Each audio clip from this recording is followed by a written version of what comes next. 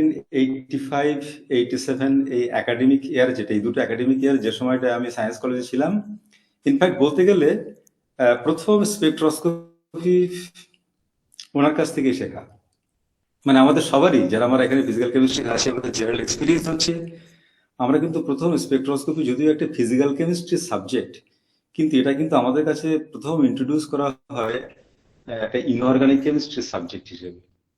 At least আমার ক্ষেত্রে তাই হয়েছিল। প্রেসিডেন্সি কলেজে যখন পড়তে এসেছিলাম 80 দশকের প্রথমে, তখন এই যে অ্যাটমিক স্ট্রাকচার এবং তার সঙ্গে সেইটা এক্সপ্লেন করার জন্য যে যে বোরের থিওরি, সেটা কিভাবে বলা হলো সেটা তো পরের কথা। অ্যাটলিস্ট ইকুয়েশনটা রিলেটেড একটা শ্রোডিঙ্গার ইকুয়েশনও লেখা হলো, তার থেকে নানান ধরনের অরবিটালের কথা বলা হলো, সেখান থেকে কি করে কেমিক্যাল বন্ডিং হয় একটা কোয়ালিটির এক্সপ্লেনেশন হলো। মোটামুটি নম্বর পাওয়া যায়, কিন্তু খুব বেশি কিছু যায় না। খানিকটা আইডিয়া পাওয়া গেছিল যখন প্রথম সায়েন্স কলেজে এলাম, স্পেকট্রোস্কোপি বলতে কি বোঝায়। এবং তারপরে ইন্ট্রোডাকশনে যেটা অ্যাটলিস্ট 35 বছর আগে যে মলিকুলার স্পেকট্রোস্কোপি সায়েন্স কলেজে পড়েছি,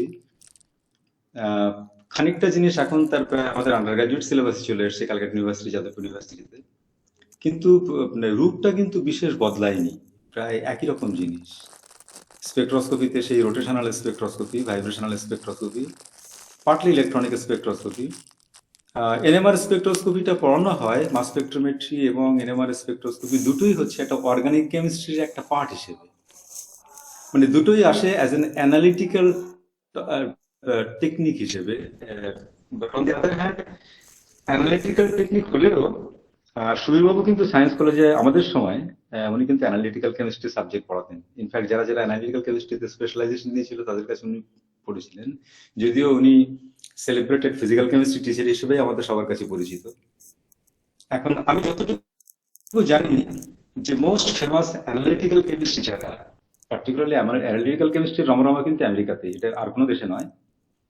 তারা কিন্তু তাদের ট্রেনিং, বেসিক ট্রেনিং কিন্তু তারা সবসময় তাদের ফিজিক্যাল কেমিস্ট্রিতে। So good physical chemist eventually became the best analytical chemist, at least internationally. তার কারণ অ্যানালিটিক্যাল কেমিস্ট্রি কিন্তু বেসিক্যালি ফিজিক্যাল কেমিস্ট্রিতে যে প্রিন্সিপাল আলোচনা করি এবং তার যে অ্যাপ্লিকেশন দেখানো হয়, সেটা যখন একটা সফিস্টিকেটেড জায়গায় আসে, সেটা যখন একটা কমন ইউজের একটা একটা কমার্শিয়াল ইকুইপমেন্ট ফর্মে যখন আসে, তখনই সেটাকে একটা অ্যানালিটিক্যাল অ্যাপারেটাস বা অ্যানালিটিক্যাল টেকনিক হিসেবে সেটাকে ইউজ করা হয়, যেটার একটা ভার্সাটাইল অ্যাপ্লিকেশন থাকে। কিন্তু সেই অর্থে ফিজিক্যাল কেমিস্ট্রি অ্যানালিটিক্যাল কেমিস্ট্রি কিন্তু খুব যে আলাদা কিছু তা নয়। মানে ফান্ডামেন্টালসটা ফিজিক্যাল কেমিস্ট্রি, অ্যাপ্লিকেশন যখন হয় তখন সেটাই হয়ে যায় অ্যানালিটিক্যাল কেমিস্ট্রি। মাস স্পেকট্রোমেট্রি এমন একটা টেকনিক, যে টেকনিকটা কিন্তু মানে extremely versatile in my opinion and my opinion of many other people. কিন্তু সেইটা কিন্তু আমাদের অ্যাটলিস্ট যে সিলেবাস, যে ইউনিভার্সিটির সিলেবাস, সেখানে কিন্তু ফিজিক্যাল কেমিস্ট্রি কারিকুলামের একটা পার্ট ঠিক নয়। এখন আমার যেটা মনে হয়, মাস স্পেকট্রোমেট্রি কিন্তু স্পেকট্রোস্কোপিকে সাংঘাতিকভাবে কমপ্লিমেন্ট করে। যেখানে স্পেকট্রোস্কোপির লিমিটেশন চলে আসে, সেখানে কিন্তু মাস স্পেকট্রোমেট্রি তার যে একটা সেটার যে একটা ভার্সাটাইল অ্যাপ্লিকেশন আছে, অর্থাৎ সেই লিমিটেশনটাকে ওভারকাম করতে পারে, সেটাই কিন্তু আমার বেশ উদ্দেশ্য আজকের যে টক, সেটুকু বলার। সুতরাং আবার হচ্ছে বিশেষ কোনো জায়গায় একটা ফোকাস করছি না। আর অ্যাপ্লিকেশন গুলো দেওয়ার জন্য হয়তো আমাদের যে রিসার্চ, কন্টেম্পোরারি রিসার্চ যেটা আমরা কাল্টিভেশন সায়েন্সে করছি, সেক্ষেত্রে হয়তো এক্সাম্পল গুলো চলে আসবে একটু। সুতরাং আমি হয়তো বলতে পেরেছি যে আমার উদ্দেশ্যটা কি। এখন ধরে নিয়ে যে দেখা যাক দেখি যে স্পেকট্রোস্কোপিটা বলতে সাধারণত কি বুঝি। সাজ্জাদবাবু আমাদেরকে যেটা বলেছিলেন সেটাই হচ্ছে সরাসরি এখানে লিখছি, starting of the interactions of electromagnetic wave and matter. কিন্তু এই ম্যাটার যখন বলি, যখন কেমিস্ট আলোচনা করে, কেমিস্টদের কাছে কিন্তু all properties of the matter they always try to think in terms of molecules. এটা কিন্তু কেমিস্টদের, অ্যাটলিস্ট আমার যে এক্সপিরিয়েন্স, প্রথম থেকে কিন্তু তারা এইভাবেই শেখে, সবকিছুকেই তারা মলিকুল ফর্মে ভাবতে শেখে।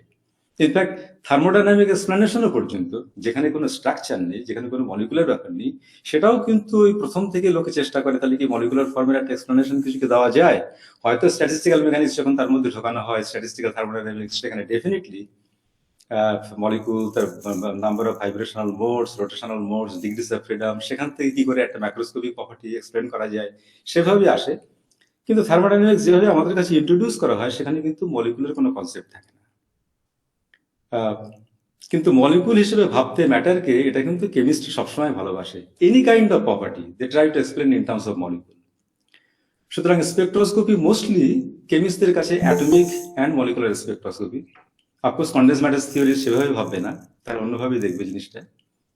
এমও আমাদের কাছে ঠিক সেইভাবেই বলা হয়েছিল, it's determination of molecular structure. এবং তার জন্য বলা হয়েছিল মাইক্রোওয়েভ রিজনে যেটা করা হয় সেটাকে বলা হয় rotational spectroscopy, that basically probes the energy levels associated with the molecular rotation. Similarly, vibrational spectroscopy, sorry, এখান থেকে একটা ভি একটা মিসিং।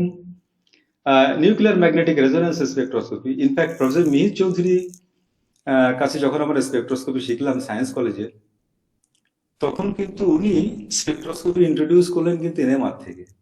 বললেন এনএমআর হচ্ছে এমন একটা টেকনিক যেটা দিয়ে কিন্তু স্পেকট্রোস্কোপিকে ভিজুয়ালাইজ করা যায়।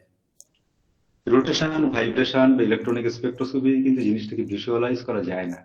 সুতরাং একটা ক্লাসিক্যাল পিকচার ডেভেলপ করতে গেলে নিউক্লিয়ার ম্যাগনেটিক রেজোনেন্স স্পেকট্রোস্কোপি খুব দরকার।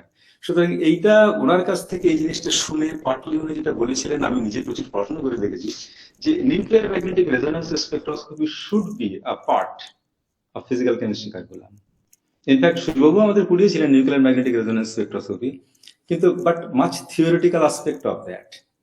কিন্তু এনএমআর এর যদি এখন অ্যাপ্লিকেশন দেখা যায়, তার কারণটা হলো ইভেন স্পেকট্রোস্কোপি ডিসকাস করতে গেলেও প্রায় এখান থেকে কয়েক দশক আগে বা আমরাও যখন শুরু করেছিলাম, তখন কিন্তু মডেল সিস্টেম স্মল মলিকুল নিয়ে যেভাবে স্পেকট্রোস্কোপি করা যায়, এখনকার দিনের যে ফিজিক্যাল কেমিস্ট্রি ট্রেন্ড, যদি একটা ফিজিক্যাল কেমিস্ট্রি জার্নাল খোলা যায় বা অ্যাডভান্সেস অফ কেমিক্যাল ফিজিক্স খোলা যায়, হার্ডলি কিন্তু সেখানে মলিকুল নিয়ে কিছু ডিসকাস করা থাকে। এটা কিন্তু complex system, particularly biomaterials, biological molecules. এটাতে এই ডিসকাশনটা কিন্তু কোনোভাবেই অ্যাভয়েড করা সম্ভব না। এবং সেই জিনিসগুলো আলোচনা করতে গেলে কিন্তু NMR simple one dimensional NMR নয়, multi dimensional NMR. And multi dimension means multipulse NMR. সেটার কিন্তু একটা ইন্ট্রোডাকশন যদি ফিজিক্যাল কেমিস্ট্রি ক্লাসে যদি করিয়ে দেওয়া যায়, তাহলে কিন্তু পরবর্তীকালে কমপ্লেক্স সিস্টেম হ্যান্ডেল করতে গিয়ে, কারণ এটা তো অস্বীকার করার কোনো কারণ নেই যে বিএসসি এবং এমএসসি ক্লাসে আমরা টিচারদের কাছ থেকে যেভাবে শিখি, তাতে কিন্তু একটা মেন্টাল সেট আপ তৈরি হয়ে যায় যে কি এরিয়াতে কাজ করবো, কি এরিয়াতে রিসার্চ করবো, এট অল যদি আমরা রিসার্চে আসতে চাই তাহলে। কিন্তু যেহেতু রিসার্চের মডার্ন ট্রেন্ডটা হচ্ছে to handle the complex system, সেক্ষেত্রে কিন্তু আমার মনে হয় যে খুব বেসিক রোটেশনাল বা ভাইব্রেশনাল চাইতে, আমি এগুলোকে অ্যাভয়েড করতে বলছি না, NMR with a physical picture, ঠিক যেভাবে ফিজিক্যাল কেমিস্ট্রি জিনিসটা অ্যানালাইজ করতে ভালোবাসে, সেইটা ইন্ট্রোডিউস করা কিন্তু খুব প্রয়োজন। মলিকুলার স্ট্রাকচার বলতে সাধারণত আমরা যেটা বুঝি জিওমেট্রিক স্ট্রাকচার, সেই জিওমেট্রিক স্ট্রাকচারে হয়তো রোটেশন, ভাইব্রেশন এবং নিউক্লিয়ার ম্যাগনেটিক রেজোনেন্স স্পেকট্রোস্কোপি থেকে পাওয়া যায়। কিন্তু অনেক বেশি ইউজ করা হয়, অ্যাটলিস্ট আমাদের বিভিন্ন ইউনিভার্সিটি সিস্টেমে যখন আমরা রিসার্চে আসি, সেটা কিন্তু electronic spectroscopy, and that deals with the molecular electronic structure, not really geometric structure. Electronic spectroscopy করে অ্যাটলিস্ট আমার আন্ডারস্ট্যান্ডিং অনুযায়ী বিশেষ কিছু মলিকুলার জিওমেট্রি সম্পর্কে কোনো ধারণা করা যায় না। But on the other hand তার অ্যাপ্লিকেশন যেটা আছে সেটা হচ্ছে মলিকুলার ক্যারেক্টারাইজেশন, কিভাবে কেমিক্যাল চেঞ্জ হচ্ছে, তার কাইনেটিক্স মেজারমেন্ট, সবগুলো হচ্ছে স্পেকট্রোস্কোপি প্রবিং থেকে করা যায়। প্রসিডিওরটা আমি এক লাইনে বলিনি, সেটা হচ্ছে যে ফর্মেই আমরা নিই না কেন, এটা কিন্তু গ্যাসিয়াস সাবস্টেন্স হোক, লিকুইড হোক, সলিড হোক, তার মধ্যে দিয়ে লাইট পাঠানো হয় এবং কোন ফ্রিকোয়েন্সির লাইট অ্যাবজর্ব করলো, কোন ফ্রিকোয়েন্সির লাইট এমিট করলো, এটাই কিন্তু বেসিক্যালি এই অ্যানালিসিসটাই কিন্তু করা হয় হচ্ছে স্পেকট্রোস্কোপিতে। This is all about the as far as the procedural part is concern. লিমিটেশনটা কোথায়? লিমিটেশনটা হলো আমার আন্ডারস্ট্যান্ডিং অনুযায়ী, যতক্ষণ পর্যন্ত পিওর প্রোটোটিপিক্যাল সিস্টেম আছে ততক্ষণ পর্যন্ত কিন্তু স্পেকট্রোস্কোপি ভালোই কাজ করে। Once it is a mixture, তার কারণটা হলো মিক্সচারের হলে যেটা হয় যে একটা মলিকুলতে একটা লাইনে অ্যাবজর্ব করে না, একটা ফ্রিকোয়েন্সিতে অবজার্ভ করে না, বিভিন্ন ফ্রিকোয়েন্সিতে অ্যাবজর্ব করে। কিন্তু সেটা যখন মিক্সচারের মধ্যে থাকে, তখন কে অ্যাবজর্ব করছে, তাদের মধ্যে যদি সাফিসিয়েন্ট ওভারল্যাপ থাকে, তাহলে কিন্তু এরকম পার্টিকুলার একটা মলিকুলকে প্রুভ করে কিছুই করা যায় না, না যাবে কেমিক্যাল কাইনেটিক্স করা, না যাবে কোনো মলিকুলার কিছু অ্যানালিসিস করা। এইটা কিন্তু একটা স্পেকট্রোস্কোপির বড় লিমিটেশন, যে it works only with this model system well, as far as the molecules and the substances are pure. কিন্তু কেমিস্টরা যখন অ্যানালিসিস করে, particularly complex system with the biological system, সেখানে কিন্তু পিওর সাবস্ট্যান্স নিয়ে কাজ করার স্কোপ কিন্তু অত্যন্ত কম, এবং সেইখানেই কিন্তু আসে হচ্ছে মাস স্পেকট্রোমেট্রি ইউটিলিটি। সুতরাং মাস স্পেকট্রোমেট্রি আমি যেভাবে প্রেজেন্ট করব, it's basically compliments molecular spectroscopy. কিভাবে করা যায় দেখা যাবে এখান থেকে। মাস স্পেকট্রোমেট্রির মেজারেবল প্যারামিটারটা কি? স্পেকট্রোস্কোপির মেজারেবল প্যারামিটার যেরকম শুধুমাত্র কোন ওয়েভলেন্থের লাইট অ্যাবজর্ব করলো, কোন ওয়েভলেন্থের লাইট এমিট করলো, সেই এমিশনটা প্রয়োগ করে তার লাইটটাই মেজার করা হোক বা যাই করা হোক না কেন, বেসিক্যালি একটা পার্টিকুলার ওয়েভলেন্থ আগে প্রয়োগ করতে হবে। মাস স্পেকট্রোমেট্রি কিন্তু সেক্ষেত্রে কাজ করে exclusively in the gas phase. Spectroscopy যেমন যে কোনো ফেজে করা যায়, মাস স্পেকট্রোমেট্রি করতে গেলে কিন্তু মলিকুলটাকে আগে গ্যাস ফেজে নিয়ে আসতে হবে। And not only that, molecule has to be ionised. তার একটা নিজস্ব একটা চার্জ থাকবে। সেই চার্জটাকে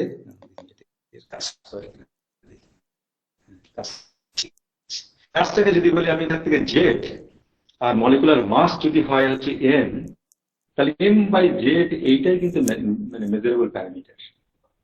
এখন সুবিধা যেটা হচ্ছে, যদি আমার একটা কমপ্লেক্স সিস্টেম থাকে, একটা মিক্সচার যদি থাকে, তাহলে তাদের যেহেতু মাসটা আলাদা আলাদা হবে বিভিন্ন মলিকুলের, ইভেন যদি দুটো মলিকুল আইসোমারিক মলিকুল যদি হয়, তাদের মধ্যে ফাইনার ডিফারেন্স ইন স্ট্রাকচার যদি হয়, তাদের যদি জেড প্যারামিটারটা যদি ভ্যারি করা যায়, তাহলেও কিন্তু এম বাই জেড প্যারামিটারটা ডিফার করে যায়।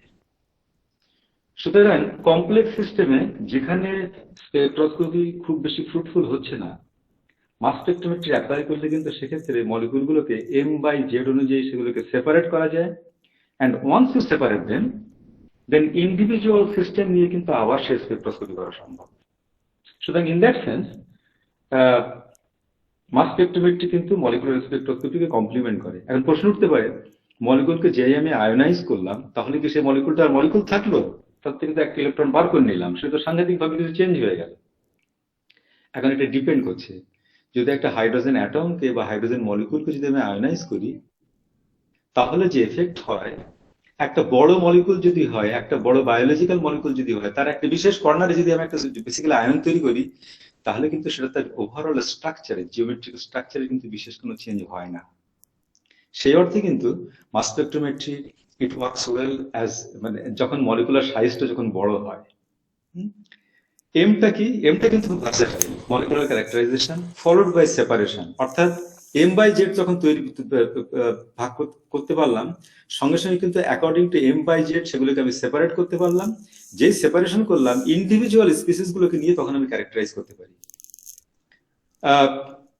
কমন ধারণা হতে পারে, যেভাবে আমাদের অর্গানিক কেমিস্টরা মাস স্পেকট্রোমেট্রি ইউজ করে, সিনথেটিক কেমিস্টরা একটা যখন মলিকুল সিনথেসিস করা হয়, তখন তো পিওর ফর্মে থাকে না, তার সঙ্গে স্টার্টিং মেটেরিয়াল থাকে, নানান রকমের জিনিস তৈরি হয়। আমি দেখেছি কাল্টিভেশন অফ সায়েন্সে মাস স্পেকট্রোমেট্রি অ্যাপ্লাই করলে, ইউজ করে, সিনথেটিক কেমিস্টরা দেখতে চায় যে ডিজায়ার্ড স্পিসিসটা আমি পেতে চাইছি, শুধু সেই জায়গায় একটা সিগন্যাল এসে কি, কিন্তু সেই জায়গায় সিগন্যাল কিন্তু অনেক রকম জিনিসের জন্যই আসতে পারে, সেটা কখনোই এনশিওর করে না যে সেইটাই, সেই প্রোডাক্টটাই আমি পেয়েছি।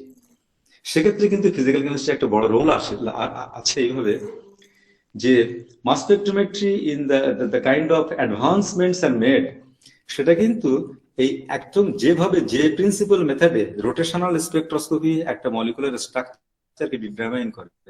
যদি আমি দেখি যে মলিকুলার স্পেকট্রোস্কোপি, যে রোটেশনাল স্পেকট্রোস্কোপি অ্যাপ্লাই করে আমাদের কি মাপা হয়।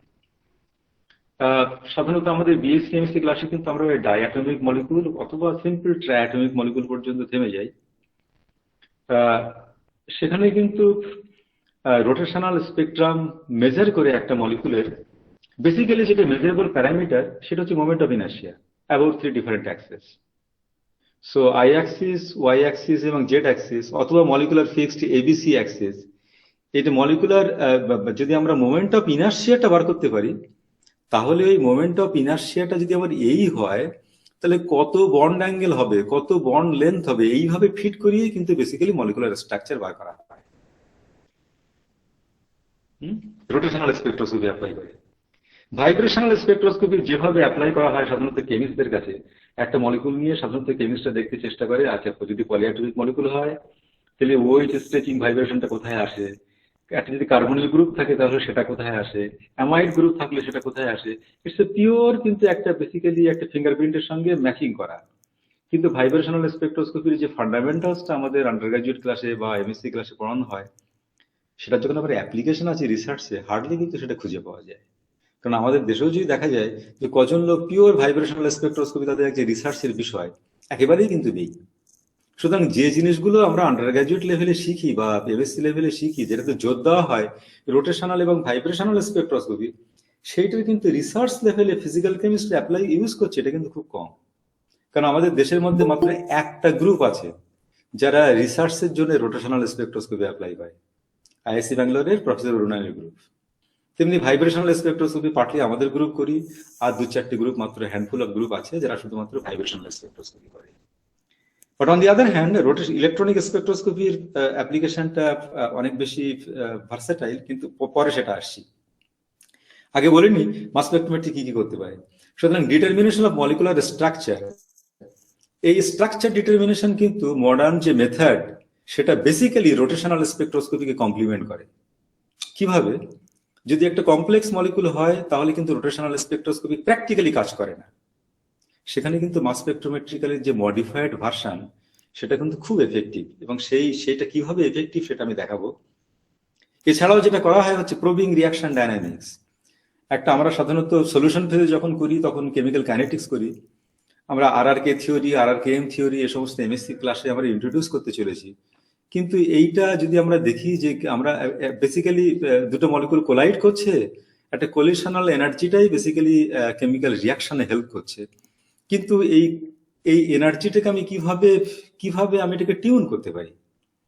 দুটো মলিকুল যদি কোলিশন করে একটা রুম টেম্পারেচার যদি হয় তাহলে থার্মাল এনার্জি কত জানা আছে, কিন্তু সেই thermal energy is not enough for breaking a chemical bond. Chemical bond break করতে গেলে কিন্তু মলিকুলকে আমাকে ডিজায়ার্ড অ্যামাউন্ট অফ এনার্জি দিতে হবে। সেই এনার্জিটা আমি কিভাবে দেব?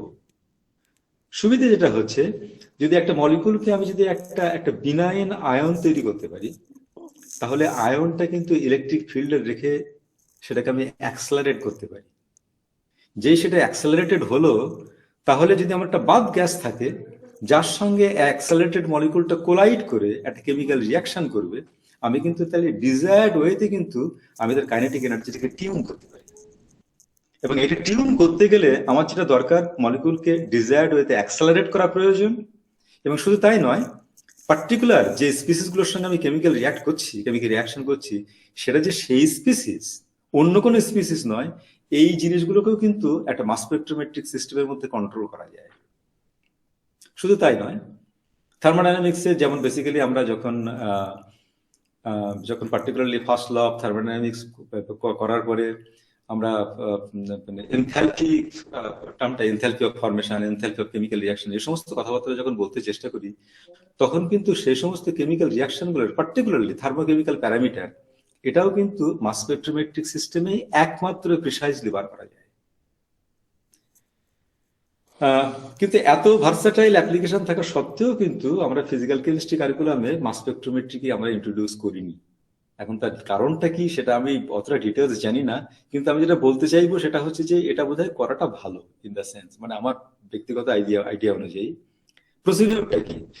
স্পেকট্রোস্কোপিতে প্রসিডিউর যেমন বেসিক্যালি তার মধ্যে দিয়ে লাইট পাঠানো হবে, লাইট পাঠানোর পরে কোন ওয়েভলেন্থের লাইট অ্যাবজর্ব করলো, কোন ওয়েভলেন্থের লাইট এমিট করলো, এইটা যেমন প্রুভ করা হয়, মাস স্পেকট্রোমেট্রি কিন্তু প্রসিডিউর হচ্ছে বেসিক্যালি একটা মলিকুলকে প্রথমে আয়োনাইজ করতে হবে, তারপরে তাদেরকে M/Z অনুযায়ী সেপারেট করতে হবে, প্রয়োজনে আয়নগুলোকে ট্র্যাপ করে রেখে দেওয়া যায়, প্রয়োজনে আয়ন মলিকুল কলিশন করা যায়, যেটা এক্ষুনি বললাম, থার্মোডাইনামিক প্যারামিটার মেজার করা যায়, and spectroscopy of the selected molecular mass করা যায়। ঠিক আছে, একটুখানি হিস্ট্রি দেখা যাক। মাস স্পেকট্রোমেট্রি যদিও আমরা বাইরে সরিয়ে রেখেছি, কিন্তু ফাদার অফ মাস স্পেকট্রোমেট্রি বলতে কিন্তু যাকে বোঝানো হয় সে কিন্তু স্যার জে টমসন। টমসনস ইলেকট্রন, এবং টমসনস কিন্তু প্রথম E/m, যদি E/m এখন যেটা বার করা হয় বেসিক্যালি M/Z আলাদা ওয়ে, কিন্তু এটা কিন্তু বেসিক্যালি ইলেকট্রনিক চার্জ, M হচ্ছে ইলেকট্রনের মাস। এটা অ্যাপারেটাস ডেভেলপ করে কিন্তু উনি প্রথম এই জিনিসটা বার করেছিলেন। So in that way the credit of the mass spectrometry goes to J Thomson, and he is a physicist. And not only that, he also measured the mass of the electron. তার জন্য 1906 এর Nobel prize in ফিজিক্সটা পাওয়া গেছে। এবং শুধু তাই নয়, একাধিক কিন্তু মাস স্পেকট্রোমেট্রিতে, মানে ইনফ্যাক্ট যদি দেখা যায় যে মাস স্পেকট্রোমেট্রি এবং স্পেকট্রোস্কোপির নাম্বার অফ নোবেল প্রাইজ, যাতে করে ইম্পর্টেন্সটা হয়তো বোঝা যায় একটা সাবজেক্টের, সেটা কিন্তু মাস স্পেকট্রোমেট্রিতেই বেশি কম্পেয়ার টু স্পেকট্রোস্কোপি। তার কারণটা হলো যে discovery of the isotope, separation of the isotope, particularly in the second world ওয়ারের সময়, নিউক্লিয়ার বম তৈরি করার সময় যখন বিভিন্ন ধরনের ইউরেনিয়ামের বিভিন্ন আইসোটোপকে এনরিচ করার প্রয়োজন হয়েছিল, সেখানে কিন্তু mass spectrometry played very biggest role.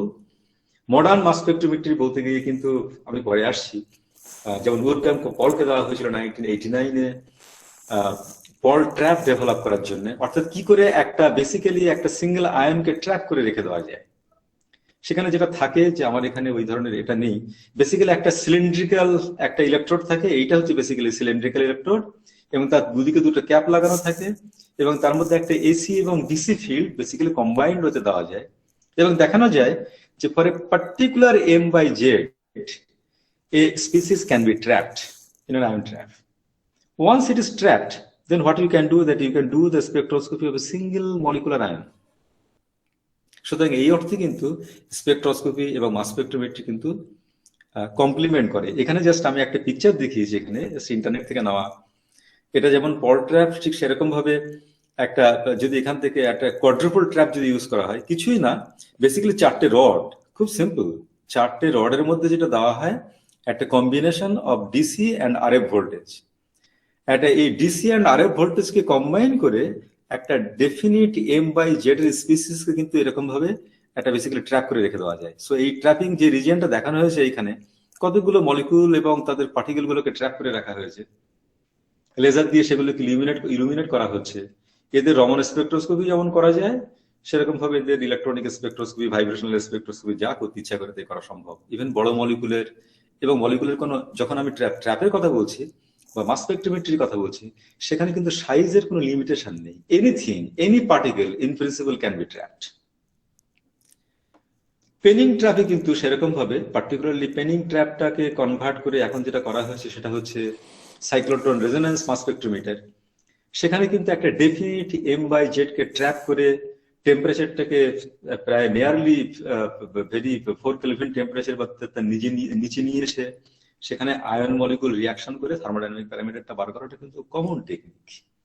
কিন্তু আনফরচুনেটলি এই রিসার্চ গুলো আমাদের দেশে প্রায় একেবারেই নেই, যে একটা কিভাবে মাস স্পেকট্রোমেট্রির সঙ্গে স্পেকট্রোস্কোপিকে কম্বাইন করে তাদের থেকে মলিকুলার প্রপার্টি বার করার যে ট্রেন্ড যেটা, সেইটা নেই। তার কারণটা হলো এইটা কিন্তু যে মানে বেসিক্যালি যে কি বলবো, মানে একটা ফান্ডামেন্টালস ডেভেলপ করার সঙ্গে সঙ্গে একটা অ্যাপারেটাস ডেভেলপমেন্ট, এইটা কিন্তু একটা সায়েন্টিফিক ডেভেলপমেন্টের কিন্তু একটা কি parameter, that once something you observe, you try to see with a still finer details so that new things can come in. এবং সেইভাবেই কিন্তু বেসিক্যালি সায়েন্সটা ডেভেলপ করেছে। যেমন আমি একটা এক্সাম্পল ধরে এখান থেকে বলি, পরে এটাকে সরিয়ে দিয়ে রাখি, দেখে এখানে আসছি, কতগুলো স্লাইড স্কিপ করি, পরিচিত জায়গায় যাই। স্পেকট্রোস্কোপির আমাদের প্রথম ট্রেনিং শুরু হয় হচ্ছে হাইড্রোজেন অ্যাটম স্পেকট্রাম দিয়ে।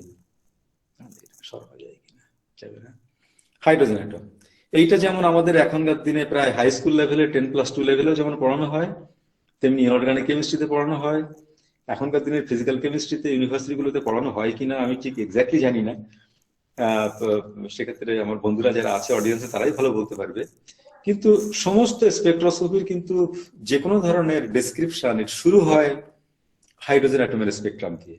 অর্থাৎ হাইড্রোজেন অ্যাটমের এমিশনটাকে যদি অ্যানালাইজ করা হয়, তাহলে দেখা যায় যে এমিশনের যে ফ্রিকোয়েন্সি যেগুলো, সেগুলো কতগুলো ডিসক্রিট ফ্রিকোয়েন্সি। প্রথম দেখা গেছিল যেটা, সেটা হচ্ছে যে হাইড্রোজেন অ্যাটমের যে এমিশনটা যেটা ভিজিবল রেঞ্জে হয়, অর্থাৎ এই 410 থেকে শুরু করে প্রায় 656, এই বিভিন্ন ধরনের যে লাইন, বেসিক্যালি একটা, দুটো, তিনটে, চারটে লাইন, এই চারটে লাইনকে আমরা বামার সিরিজ বলেছি। বামার সিরিজ মানে বেসিক্যালি যেখানে n=2 তে বিভিন্ন জায়গা থেকে এমিশন গুলো শুরু হচ্ছে, তেমনি যখন n=1 যখন আসে তখন সেটাকে আমরা বলছি Lyman series and so on. যাই হোক, আমার এটা রিপিট করার দরকার নেই। সুবিধে যেটা হাইড্রোজেন অ্যাটমের emission in whole region of the electromagnetic spectrum, starting from this microwave region to this deep ultraviolet region, অর্থাৎ অর্থাৎ about this less than 100 ন্যানোমিটার। হাইড্রোজেন অ্যাটমের এই লাইনগুলোকে এক্সপ্লেন করতে গিয়েই কিন্তু বেসিক্যালি আমাদের কোয়ান্টাম মেকানিক্সের ডেভেলপমেন্ট।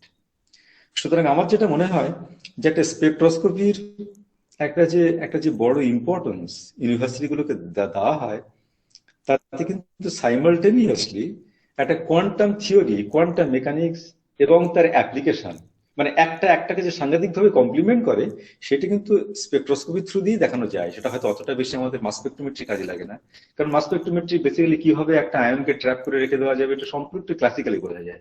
এর জন্য আমার কোয়ান্টাম মেকানিক্স নিয়ে আসার কোনো প্রয়োজন নেই। কিন্তু এই পর্যন্ত বলেই অধিকাংশ ক্ষেত্রে কিন্তু আমরা থেমে যাই। অর্থাৎ মানে আমি যেটা বলতে চাইবো এখান থেকে, যেটাকে এমফাসাইজ করতে চাইবো, সেটা হলো যে অ্যাপারেটাস ডেভেলপমেন্ট কিভাবে সায়েন্স ডেভেলপমেন্টকে এগিয়েছে সেটা কিন্তু হাইড্রোজেন অ্যাটম থেকে কিন্তু বোঝা যায়। এবং সেইটাই কিন্তু আমাদের বেসিক্যালি শিক্ষার বিষয়, যে কেন আমাদের অ্যাপারেটাস ডেভেলপমেন্ট, অ্যাপারেটাস সম্পর্কে, এক্সপেরিমেন্ট সম্পর্কে স্টুডেন্টদেরকে আইডিয়া দেওয়াটা অ্যাটলিস্ট বিএসসি এমএসসি লেভেলে ভীষণ প্রয়োজন। যে যুগে এই লেম্যান, বামার বা প্যাশিয়েন এরা এই স্পেকট্রোস্কোপিক মেজারমেন্ট করেছিলেন হাইড্রোজেন অ্যাটমের, তারা কিন্তু বেসিক্যালি, যেমন যদি আমি লেম্যান সিরিজটা দেখি, যে ফার্স্ট ট্রানজিশন যেটা, অর্থাৎ n=1 to n=2, এই ট্রানজিশনটা আসে হচ্ছে বেসিক্যালি 122 ন্যানোমিটার এই রিজিয়নে। 122 ন্যানোমিটার এটা ডিপ আল্ট্রাভায়োলেট রেঞ্জ। ওনারা কিন্তু ওনাদের কাছে যে অ্যাপারেটাস সেই সময় অ্যাভেলেবল ছিল, ফাইনার যে ডিটেলস এই লাইনটার মধ্যে আছে সেটা কিন্তু ওনারা তখন বুঝতে পারেননি। তার কারণটা হচ্ছে sufficient high resolution apparatus available ছিল না। সেই অ্যাপারেটাস ডেভেলপমেন্ট কিন্তু সায়েন্টিস্টদেরই পার্ট। তারা যে শুধু মেজার করবে তা না, তারা কিন্তু সেটাকে ডেভেলপও করবে। এবং সেই ডেভেলপমেন্টটা যখন একটা সবার ইউজের ফর্মে আসে, তখন সেটাকে আমরা অ্যানালিটিক্যাল কেমিস্ট্রি অ্যানালিসিসের পাঠে ঠেলে দিচ্ছি। কিন্তু এই পর্যন্ত লেম্যান, বামার বা প্যাশিয়েন তারা যে পর্যন্ত অবজার্ভ করেছিলেন এই যে পার্টিকুলার রেজলিউশনে, সেটাই কিন্তু বেসিক্যালি এক্সপ্লেন করার জন্য আমরা এখান থেকে বোর থিওরি পড়েছি, কিভাবে ক্লাসিক্যাল এবং কোয়ান্টাম মেকানিক্সকে বেসিক্যালি একটা কোয়ান্টাম আইডিয়াকে একটা অ্যাডহকলি কম্বাইন করে, তারপরে সেখান থেকে আমরা মাস্টার্স লেভেলে এটাও পড়েছি হচ্ছে basically Schrödinger wave mechanics. Schrödinger basically চেয়েছিল যে বোরের যে ইকুয়েশন সেটাকেই যদি অ্যাটলিস্ট ডিডিউস করা যায়, যার থেকে হাইড্রোজেন অ্যাটমের স্পেকট্রামকে এক্সপ্লেন করা যায়। কিন্তু সেটা পুরোপুরি ভাবে অ্যাপ্রক্সিমেশন। সেটা যে অ্যাপ্রক্সিমেশন সেটা কিন্তু বোঝা গিয়েছিল যখন এই হাইড্রোজেন অ্যাটমেরই যখন ফাইনার ডিটেলস এক্সপেরিমেন্টটা যখন করা হলো। অর্থাৎ এই n=1 to n=2 হাইড্রোজেন অ্যাটমের n=1 to 2 ট্রানজিশন, এটা যে একটা লাইন নয়, এর মধ্যে যে মাল্টিপল লাইন, দুটো লাইন যেটা আছে, সেটা কিন্তু অবজার্ভ করতে গিয়ে আমার কিন্তু যথেষ্ট পরিমাণে ইকুইপমেন্ট ডেভেলপ করতে হয়েছে। কিরকম ধরনের ডেভেলপমেন্ট?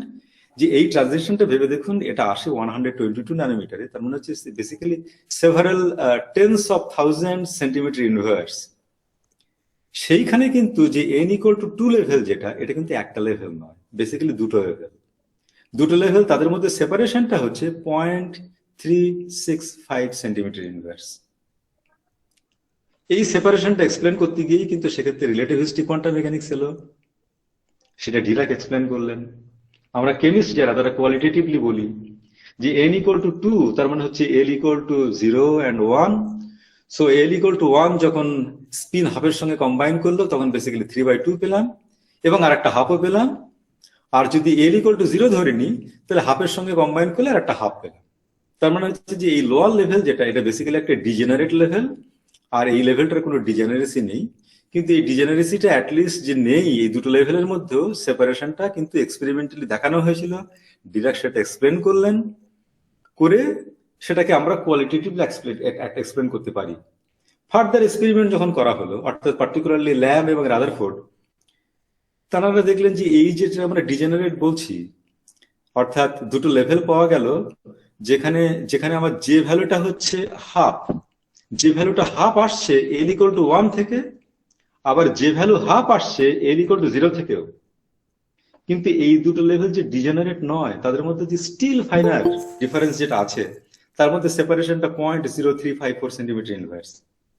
এইটাই কিন্তু যখন ল্যাম্ব এবং বোর দেখালেন, এবং সেটা কিন্তু এক্সপ্লেন করতে গিয়ে কিন্তু আমাদের এলো হচ্ছে কোয়ান্টাম ইলেকট্রোডাইনামিক্স। তারপরে হচ্ছে বলতে গিয়ে কি দেখালো যে কোয়ান্টাম ইলেকট্রোডাইনামিক্স তখন দেখানো যায় যে বেসিক্যালি এই যে লোয়ার লেভেল যেটা, সেটা কিন্তু basically shifted by very little amount, এবং নট অনলি দ্যাট শিফট, সেটা কিন্তু স্প্লিটও করে যায়। সেই স্প্লিটিংটাই হচ্ছে আরো কিন্তু ভেরি স্মল অ্যামাউন্টেড, এবং সেটাকে তখন এক্সপ্লেন করা হয় it's basically hyperfine splitting interaction between this nuclear spin and electronic spin. সুতরাং এই যে কোয়ান্টাম মেকানিক্স এর development simultaneously with the sophistication of this experimental development, এই যে জিনিসটা কিন্তু আমাদের কাছে যে পিকচারটা দেওয়া হয়, আমি জানি না, অ্যাটলিস্ট আমি আমার ছাত্রদের ঠিক এইভাবে দেখাই, তাতে কিন্তু বোঝা যায় যে কোয়ান্টাম মেকানিক্স এবং স্পেকট্রোস্কোপি এটা কিন্তু hand by hand, side by side যায়। কিন্তু কতটা যায়, কত দূর যায়, আমাদের প্রফেসর আদনান কিন্তু ঠিক সেই জিনিসটাই দেখালেন ক্লাসের মধ্যে, যে যখন আমরা মলিকুলে যখন চলে যাই, সে মলিকুল কিন্তু একই রকম ভাবে, মলিকুলটা একটা ডায়াটমিক মলিকুল, সেটা পাওয়া যেতে পারে একটা অসিলেটর। সুতরাং অসিলেটরের একটা বেসিক অ্যাপ্রক্সিমেশন হচ্ছে হারমোনিক অসিলেটর। সেই হারমোনিক অসিলেটরের তার এনার্জি লেভেল যেটা ডিসক্রিট এনার্জি লেভেল আমাদের দেখানো হলো। হারমোনিক অসিলেটর যদি মলিকুলটা হয় তাহলে সেই মলিকুল কোনোদিন ব্রেক করবে না, কিন্তু অ্যাকচুয়ালি বেসিক্যালি মলিকুলটা এনার্জাইজ করলে মলিকুলটা ব্রেক করে। সুতরাং তার জন্য আমাদের একটা মোরস অসিলেটর দেখানো হলো, মোরস অসিলেটরে আমাদের পোটেনশিয়ালটা দেখানো হলো। মোরস অসিলেটরের পোটেনশিয়াল নিয়ে সরাসরি হয়তো সেক্ষেত্রে যদি এক্সাক্ট সলিউশন সম্ভব, সেটা অ্যাটলিস্ট মাস্টার্স লেভেলে দেখানো হয় না, কিন্তু অ্যাটলিস্ট বলা হয় যে ইট ইস এক্সাক্ট সলিউশন, এটা সম্ভব। তার যে ওয়েভ ফাংশন গুলো তৈরি হয়, ওয়েভ ফাংশন গুলোর কোয়ালিটেটিভ পিকচার গুলো কি, অ্যাটলিস্ট এই পর্যন্ত বলা হয়। বলে সেক্ষেত্রে কিন্তু ডায়াটমিক মলিকুলার স্পেকট্রোস্কোপি কিন্তু বলা হলো, বলা হয় তার সঙ্গে যখন ইলেকট্রনিক স্পেকট্রোস্কোপিকে কম্বাইন করা হলো, তখন সেক্ষেত্রে কিন্তু বলা হলো যে অক্সিজেন, যেটা অক্সিজেনকে আমরা দেখি যে একটা কালারলেস গ্যাস, কিন্তু অক্সিজেনের কিন্তু কতগুলো ইলেকট্রনিক স্টেট আছে যেগুলোর কিন্তু ট্রানজিশন এনার্জি বেসিক্যালি আমাদের ভিজিবল রেঞ্জের মধ্যেই পড়ে। তাহলে অক্সিজেনটা একটা কালার্ড গ্যাস কেন হলো না, এটা কালারলেস কি করে হলো? তখন কিন্তু সে আবার স্পেকট্রোস্কোপি এবং কোয়ান্টাম মেকানিক্স দিয়েই কিন্তু এক্সপ্লেন করা হলো, যদিও সেই লো লেভেল এনার্জি লেভেল গুলো আছে যেগুলো কিন্তু ভিজিবল রেঞ্জে অ্যাবজর্ব করতে পারে ইন প্রিন্সিপল, এবং সেটা যদি অ্যাবজর্ব করে তাহলে কিন্তু অক্সিজেন একটা কালার্ড গ্যাস হওয়া উচিত ছিল, কিন্তু কেন হয় না? তার কারণটা হলো যে ট্রানজিশন গুলো সেগুলো সব ফরবিডেন ট্রানজিশন। কিন্তু ফরবিডেন কি একেবারেই ফরবিডেন? মানে এটা কি কোনো মতেই দেখা সম্ভব না? নিশ্চয়ই দেখা সম্ভব। তার জন্য সফিস্টিকেটেড এক্সপেরিমেন্টাল টেকনিকও পরবর্তীকালে ডেভেলপ করা হয়েছে। এই যে ট্রানজিশন গুলো অ্যাপারেন্টলি ফরবিডেন ট্রানজিশন বলা হচ্ছে, সেই ট্রানজিশন গুলো পরবর্তীকালে অ্যালাউড ট্রানজিশন নয়, ঠিক ভেরি উইকলি অ্যালাউড ট্রানজিশন। সুতরাং ওই ট্রানজিশন গুলো করলে অক্সিজেনের স্পেকট্রামটা কিরকম দেখতে হয়, অ্যাটলিস্ট সেই ইনফরমেশন আমাদের হাতে আছে। এবং শুধু তাই নয়, যদি ডিপ আল্ট্রাভায়োলেট রেঞ্জে যদি আমরা অক্সিজেনকে যদি এক্সাইট করি, তাহলে কিন্তু অক্সিজেন মলিকুলটা সত্যি সত্যি ভেঙে যায়, ভেঙে গিয়ে দুটো অ্যাটম তৈরি হয়। সেই দুটো অ্যাটম কম্বাইন করে অ্যাটলিস্ট একটা অক্সিজেন মলিকুলের সঙ্গে কম্বাইন করে আমাদের ওজন গ্যাস তৈরি হয়, যে কারণের জন্য আমাদের অ্যাটলিস্ট ওজন লেভেলের ইকুইলিব্রিয়ামটা সেক্ষেত্রে আমরা স্ট্র্যাটোস্ফিয়ারে দেখাতে পারি, স্ট্র্যাটোস্ফিয়ারে। এবং সেক্ষেত্রে তার কেমিক্যাল কাইনেটিক্সটাও আমরা সেক্ষেত্রে নিয়ে আসতে পারি। সুতরাং এইভাবে কিন্তু স্পেকট্রোস্কোপি কোয়ান্টাম মেকানিক্সকে খুব সাংঘাতিকভাবে কমপ্লিমেন্ট করে বলেই হয়তো one of the reasons could be যে কেন আমরা স্পেকট্রোস্কোপির উপরে এতটা বেশি এমফাসাইজ দিই, যদিও তার অ্যাপ্লিকেশনটা হয়তো যখন আমরা একটা কমপ্লেক্স সিস্টেমকে হ্যান্ডেল করতে চাই, সেটা কিন্তু লিমিটেড হয়ে যায়। কিভাবে লিমিটেড হয়ে যায় সেটা আমি দেখাই। আমাদের ক্লাসে কিন্তু সাজেদ বাবু দেখিয়েছিলেন যে যদি আমরা HCl নিই বা কার্বন মনোক্সাইড নিই বা কার্বন ডাই, যদি কিংবা যেমন একটা হাইড্রোজেন ব্রোমাইড ডায়াটমিক মলিকুল নিই, তাহলে যদি যথেষ্ট রেজলিউশন যদি বাড়ানো যায়, অর্থাৎ ভাইব্রেশনাল রোটেশনাল স্পেকট্রাম, যেটা কিন্তু আমাদের এখন গ্রাজুয়েট লেভেলেই সব কলেজেই পড়ানো হয়, তাহলে হাইড্রোজেন ব্রোমাইডের HBr এর স্ট্রেচিং রিজিয়নে কিন্তু এই ধরনের স্পেকট্রাম পাওয়া যায়। Very nice spectrum. এই স্পেকট্রামকে আমরা অ্যাটলিস্ট আন্ডার গ্রাজুয়েট স্টুডেন্টদেরকে দিতে পারি, তারা দিয়ে অ্যানালিসিস করে বলতে পারে যে হাইড্রোজেন মলিকুলের, হাইড্রোজেন ব্রোমাইড মলিকুল হোক বা হাইড্রোজেন ক্লোরাইড মলিকুল হোক বা কার্বন মনোক্সাইড মলিকুল, যে কোনো ডায়াটমিক মলিকুল হলে কিন্তু এরকম একটা সুন্দর দেখতে একটা স্পেকট্রাম পাওয়া যায়, তার বন্ড লেন্থ কত বলা যায়। কিন্তু কেমিস্টরা তো সাধারণত কি করে, সেখানে তো থেমে থাকে না। এই ব্রোমিনটাকে এক রেখে একটা সিম্পল একটা কেমিক্যাল গ্রুপ, হাইড্রোজেনটাকে যদি একটা মিথাইল গ্রুপ দিয়ে রিপ্লেস করি, যদি এইরকম একটা মলিকুল CH3Br, তাহলে স্পেকট্রামটার কি হয়? সে একই জায়গায় যদি আমরা দেখি যে HBr অর্থাৎ কার্বন এবং ব্রোমিনের স্ট্রেচিং ভাইব্রেশনটা, এই ভাইব্রেশনটাই বেসিক্যালি আমরা যদি প্রয়োগ করি, তাহলে কিন্তু এই যে সিম্পলিসিটি যেটা দেখাচ্ছে, এই যে সিম্পলিসিটি এখানে, এই সিম্পলিসিটিটা কিন্তু আর কিচ্ছু থাকে না। পরিবর্তে যেটা দেখা যায় সেটা কিন্তু মিথাইল ব্রোমাইডের স্পেকট্রামটা কিন্তু এইটা একই রকম ভাবে। হুম মিথাইল ব্রোমাইড, অর্থাৎ এই জায়গাটাকে আমি কনসেন্ট্রেট করছি, একই ভাইব্রেশন, অর্থাৎ কার্বন ব্রোমিন স্ট্রেচিং ভাইব্রেশন, সেটা এরকম ভাবে একটা সুন্দর লাইন স্পেকট্রাম না হয়ে সেটা কিন্তু হয়েছে এরকম কমপ্লেক্স একটা স্পেকট্রাম। তাহলে কমপ্লেক্সিটিটা কোথায় গেল? একটা হাইড্রোজেনকে মিথাইল গ্রুপ দিয়ে রিপ্লেস করলে আমরা পেলাম এইরকম একটা কমপ্লেক্স স্পেকট্রাম। তার ওভারল্যাপ গুলো যদি দেখা যায়, দেখো এই রিজিয়নটা কিচ্ছু বোঝা যাচ্ছে না, এই পার্টিকুলার রিজিয়নটাকে। তাহলে এটা কি অ্যানালাইজ করা সম্ভব, যার থেকে আমরা একটা মলিকুলের জিওমেট্রি সম্পর্কে বলতে পারি? কারণ যেক্ষেত্রে প্রথমে আমরা ডিফাইন করে নিয়েছি যে স্পেকট্রোস্কোপির একটা অবজেক্টিভ হচ্ছে to determine the molecular structure. এটা কিন্তু করা যায় না।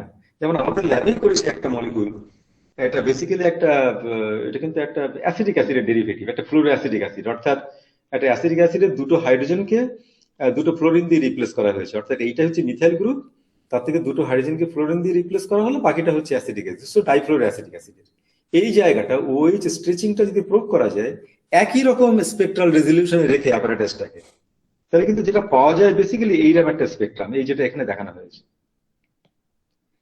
এই স্পেকট্রামের মধ্যে কিন্তু আর কিছু, কোনো লাইন টাইন কিচ্ছু নেই, বেসিক্যালি একটা একটা একটা একটা ব্রড একটা স্ট্রাকচার। এই যদি এই জায়গাটা দেখেন যে আমরা টিপিক্যালি সবাই প্রায় এই রিজিয়নটার সঙ্গে আমরা পরিচিত, যখন যারা আমরা ইনফ্রারেড স্পেকট্রোস্কোপি করি, যে ওএইচ স্ট্রেচিং কোথায় আসে, এরকম প্রায় 3600-র কাছাকাছি, 3637-র কাছে আছে। এর মধ্যে ফাইনাল স্ট্রাকচার কিচ্ছু নেই, এই কতগুলো দুটো তিনটি হেড মাত্র এরকম করে চলে এসছে। এখন এই দিয়ে কি মলিকুলের জিওমেট্রি সম্পর্কে কিছু বলা সম্ভব? একেবারেই না, কিছু বলা যায় না। কিন্তু তবুও আমরা কিন্তু করতে পারি, সেটা করতে পারি কারণ কোয়ান্টাম মেকানিক্স এখন যে জায়গায় চলে গেছে, আমাদের প্যাকেজ প্রোগ্রামগুলো যেখানে এসছে, সেখানে কিন্তু এই মলিকুলের একটা অপটিমাইজ জিওমেট্রিক স্ট্রাকচার কি সেটা কিন্তু আমরা বার করতে পারি। সেই অপটিমাইজড জিওমেট্রিক স্ট্রাকচার দিয়ে তার তিনটে যদি মোমেন্টাম ইনার্শিয়া বার করার চেষ্টা করি, যে এক্স অ্যাক্সিস, ওয়াই অ্যাক্সিস এবং জেড অ্যাক্সিস বরাবর তার মোমেন্টাম ইনার্শিয়াটা কত হবে সেটা বার করতে পারি। থিওরিটিক্যালি ক্যালকুলেট করতে পারি আমরা ওই মোমেন্ট অফ ইনার্শিয়া অনুযায়ী যদি আমরা একটা স্পেকট্রাম যদি এক্সপেক্ট করি তাহলে কি হবে।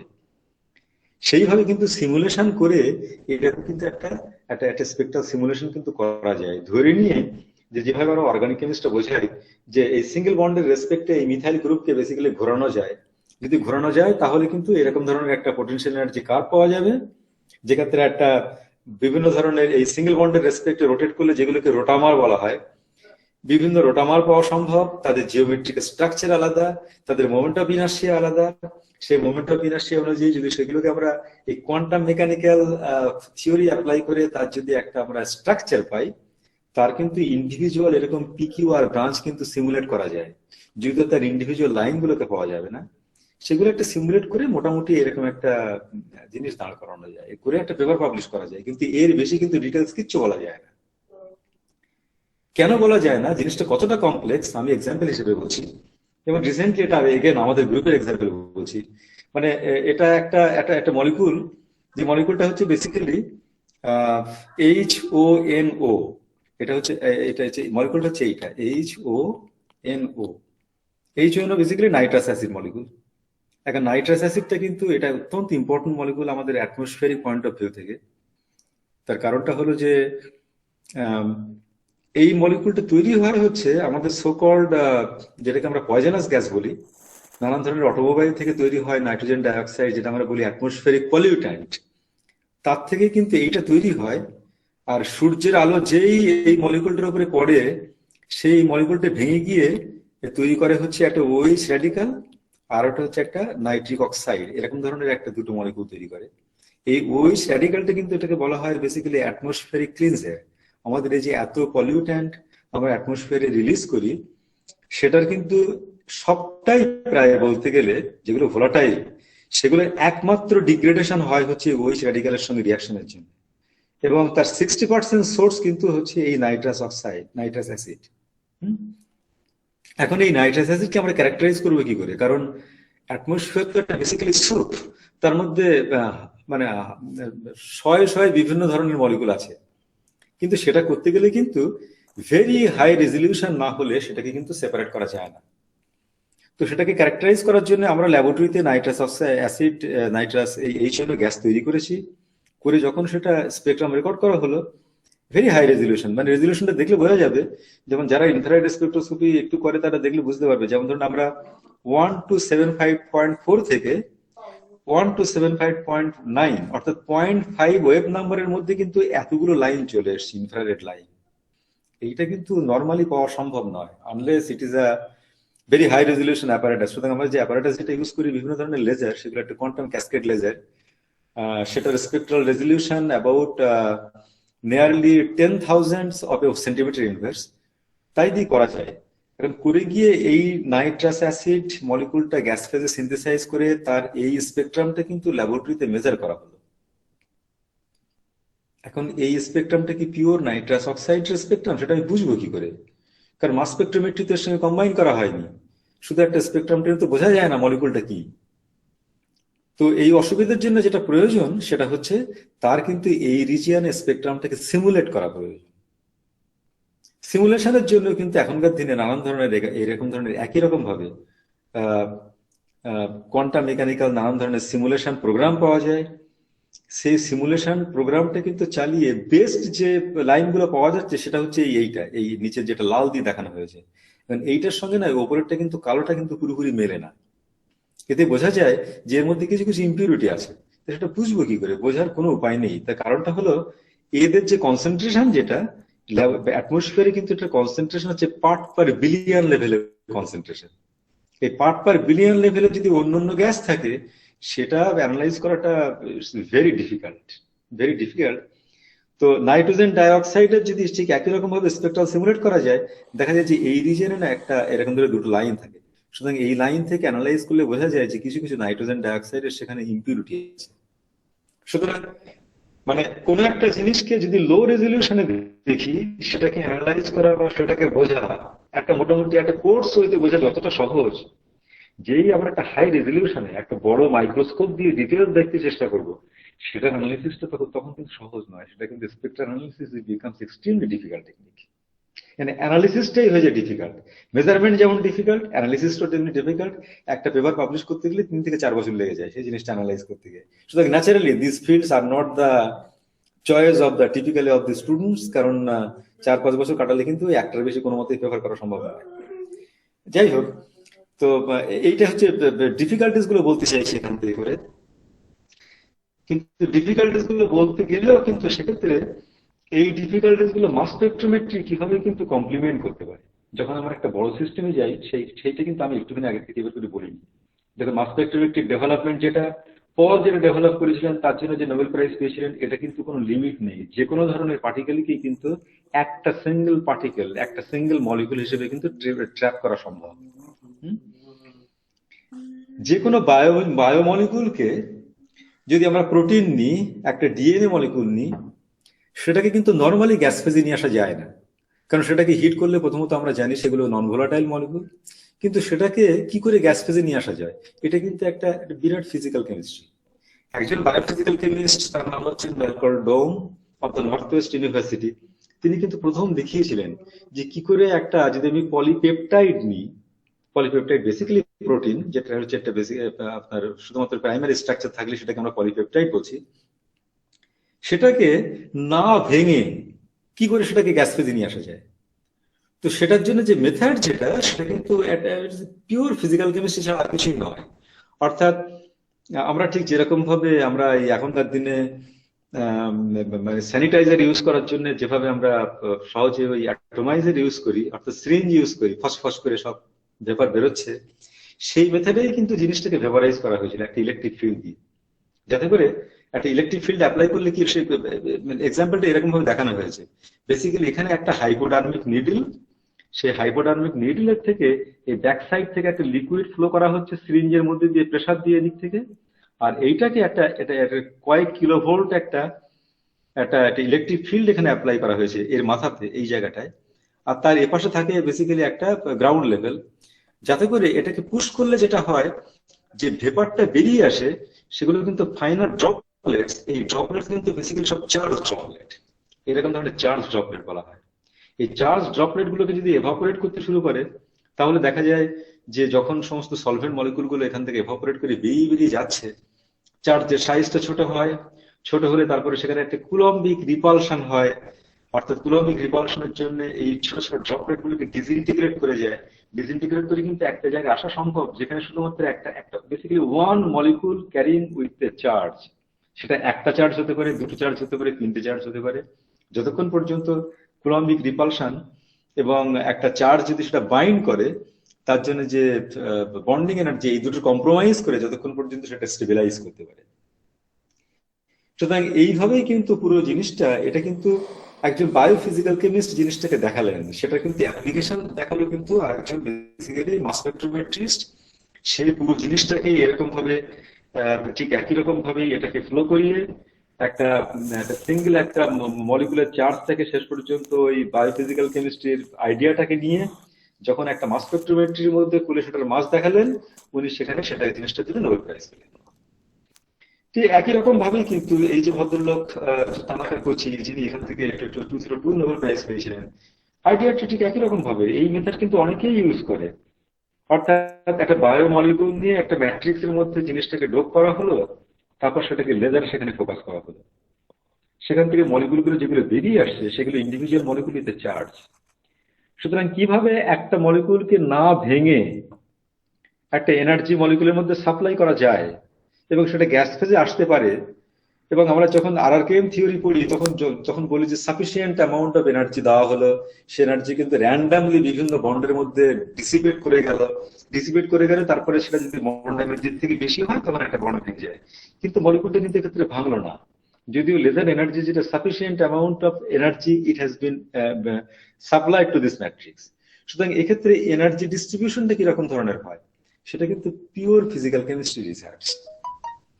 সুতরাং ফিজিক্যাল কেমিস্ট্রির এই যে জায়গাটাই আমরা দেখি না কেন, একটা মলিকুল যেই সেক্ষেত্রে বড় মলিকুল গ্যাস ফেজে এলো, তারপর সেটাকে মাস স্পেকট্রোমিটারের মধ্যে ঢুকিয়ে অ্যানালাইজ করে তানাকা কুচি তিনিও তার সঙ্গে নোবেল প্রাইজ শেয়ার করলেন। কিন্তু তার সঙ্গে আন্ডারলাইন পার্ট যেটা, সেটা কিন্তু বেসিক্যালি ফিজিক্যাল কেমিস্ট্রি ডেভেলপমেন্ট। সুতরাং এইটা দিয়ে যেটা বলা যেতে পারে যে কি করে একটা বড় মলিকুল, অর্থাৎ আমার স্পেকট্রোস্কোপি যেখানে ফেল করছে ইন দ্য সেন্স যে তার ভাইব্রেশনাল স্পেকট্রাম আমি রোটেশনাল স্পেকট্রাম রেকর্ড করতে পারছি না, তার কারণ জিনিসটা অত্যন্ত কমপ্লেক্স, বাইরে চলে গেল। তার থেকেও বড় মলিকুল যদি নিই, যেটা একেবারে করা সম্ভব নয়, কিন্তু ইন্ডিভিজুয়াল মলিকুলার ফর্মে কিন্তু আমি মাস স্পেকট্রোমিটারকে নিয়ে এলাম, মাস স্পেকট্রোমিটার ইউজ করে একটা বড় মলিকুলকে আমি গ্যাস ফেজে নিয়ে এলাম। যদি আমি গ্যাস ফেজে যদি নিয়ে আসতে পারি, তাহলে আমরা জানি যে এই মলিকুলগুলো তো গ্যাস ফেজ মলিকুল, অর্থাৎ একটা ভোলাটাইল মলিকুল, আমি গ্যাস ফেজে সেটাকে নিয়ে এলাম, কিন্তু তাকে আমি স্পেকট্রোস্কোপি করতে পারলাম না, পারলাম না, তার কারণ আমি কোনো লাইন সেপারেট করতে পারিনি। তাহলে তার স্ট্রাকচার বার করতে গেলে যেটা আমার প্রয়োজন, সেটা হচ্ছে একটা মোমেন্ট অফ ইনার্শিয়া দরকার। এই মোমেন্ট অফ ইনার্শিয়া আর কোনো কি কমপ্লিমেন্টারি মেথড আছে যাই দিয়ে মোমেন্ট অফ ইনার্শিয়াটা বার করা যায়, অর্থাৎ method that can complement the basic rotational spectroscopy. আমি সেটাকেই ফোকাস করব যে মাস স্পেকট্রোমেট্রি কিভাবে আমার রোটেশনাল স্পেকট্রোস্কোপি কমপ্লিমেন্ট করতে পারে। তার আগে আরেকটুখানি বলিনি, যে জিনিসটা সবাই প্রায় এখন বেশি ইউজ করে, ইলেকট্রনিক স্পেকট্রোস্কোপি, কিন্তু এই মেথডটা আমাদের রিসার্চে এবং আমাদের আন্ডার গ্রাজুয়েট বা পোস্ট গ্রাজুয়েট টিচিং এ খুব ভাবে ইউজ করা হয়, সেটা হচ্ছে ইলেকট্রনিক স্পেকট্রোস্কোপি। আমি একটা মলিকুল এখানে দিয়েছি, যে মলিকুলটা নিয়ে আমরাও কাজ করেছি এবং আমাদের এই রিজিয়নের বহু মানুষ কিন্তু এটার উপরে কাজ করেছেন। সেটা হচ্ছে বেসিক্যালি হলদির যে মলিকুল যেটা টারমারিকের, সেটা হচ্ছে কার্কিউমিন। তো কার্কিউমিন মলিকুলটা দেখুন, এটা কিন্তু বেশ বড় মলিকুল একটা। এই মলিকুলটা যদি আমরা একটা ভাইব্রেশনাল স্পেকট্রোস্কোপি করি, এটা কিন্তু বেশ কমপ্লেক্স ভাইব্রেশনাল স্পেকট্রাম। প্রথমত কথা, মলিকুলটাকে গ্যাস ফেজে নিয়ে যাওয়া যাবে না। এই ভাইব্রেশনাল স্পেকট্রোস্কোপি করতে গেলে আমাকে নিট স্যাম্পল নিয়ে করতে হবে, কিংবা এটা জলে ছাড়া যেহেতু মেথানলে ডিজলভ করে, এটা মেথানলে ডিজলভ করে, ওয়াটার মেথানল মিক্সচারও ডিজলভ করে, কিন্তু আর কোনো সলভেন্ট এটা ডিজলভ করা যায় না। এটার ভাইব্রেশনাল স্পেকট্রোস্কোপি করতে গেলে আমাকে ওই নিট স্যাম্পল নিয়েই করতে হবে, এবং সেটার স্পেকট্রামটা এতটাই ব্রড হয় যে প্র্যাকটিক্যালি তার স্ট্রাকচার সম্পর্কে কিছু বলা যায় না। মাইক্রোওয়েভ স্পেকট্রোস্কোপির তো প্রশ্নই নেই। যদি ইলেকট্রনিক স্পেকট্রাম যদি রেকর্ড করা যায়, তাহলে কিন্তু এইটাই হচ্ছে মলিকুলার ইলেকট্রনিক স্পেকট্রাম। আমি ছোট করে দেখাচ্ছি, দেখুন এই স্পেকট্রামটা এইখানে দেখতে যেটা আসছে, এই 200 ন্যানোমিটার থেকে 600 ন্যানোমিটারের মধ্যে দেখতে কিন্তু স্পেকট্রামটা বেসিক্যালি এরকমের। এই 425 ন্যানোমিটারের কাছে, সরি এটা, হ্যাঁ এরকম একটা জায়গায় বেসিক্যালি এটা একটা ম্যাক্সিমাম যদি মেথানলে যদি ডিজলভ করা যায়, এইটার থেকে কি বলা যায়? আমরা তো নর্মালি জানি যে এই মলিকুলটা এরকম একটা এনল ফর্মে থাকতে পারে, এটা আবার ডাইকিটো ফর্মেও থাকতে পারে। কিটো এনল টটোমারিজম এটা কিন্তু প্র্যাকটিক্যাল করে দেখানো হয় অ্যাসিটাইল অ্যাসিটোন নিয়ে, কিন্তু এটার কি স্ট্রাকচার সম্পর্কে বলা গেল? কত ফ্র্যাকশন অফ মলিকুল এনল ফর্মে থাকলো, কত ফ্র্যাকশন অফ মলিকুল কিটো ফর্মে থাকলো। এবং শুধু তাই নয়, দেয়ার আর মেনি সিঙ্গেল বন্ডস, যে সিঙ্গেল বন্ড গুলো রেসপেক্টে কিন্তু মলিকুলের রোটেশন সম্ভব। এই রোটেশন যদি করি তাহলে সেক্ষেত্রে কিন্তু মলিকুলের মেনি রোটেশনাল আইসোমার্স তো সম্ভব। এই ইন্ডিভিজুয়াল রোটেশনাল আইসোমারের কিন্তু কেমিস্ট্রিও আলাদা হতে পারে।